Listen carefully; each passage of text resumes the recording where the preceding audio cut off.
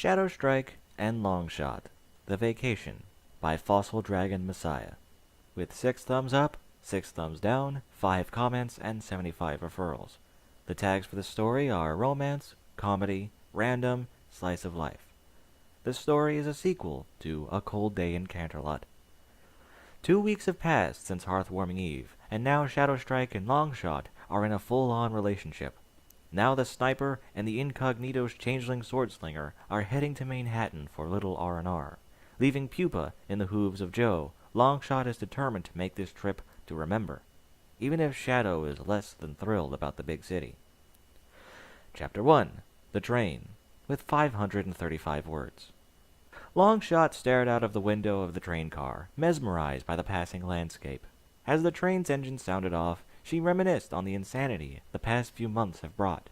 First, the Princess of the Night returns after a 1,000-year banishment. Then a semi-omnipotent god of chaos resurrects and turns all of Equestria on its ear.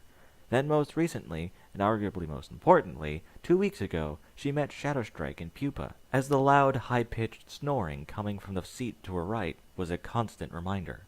A slight grin stretched its way across Longshot's face as she turned to her sleeping cult friend.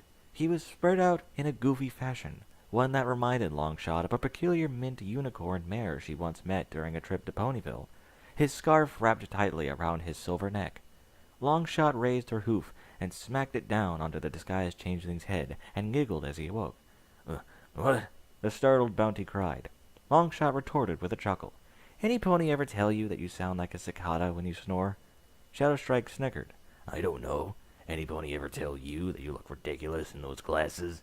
The bounty hunter teased, indicating the W-shaped lenses resting atop the yellow mare's snout. "You look like a character from one of those weird comic books from Tokyo."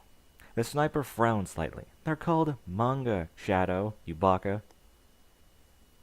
"Like kawaii ago." The silver unicorn swiped a strand of ash-colored mane from his face. "Huh, whatever you say, Longshot. So remind me, why exactly couldn't I bring my sword? You know I feel naked without it." "Because it's a vacation, Shadow.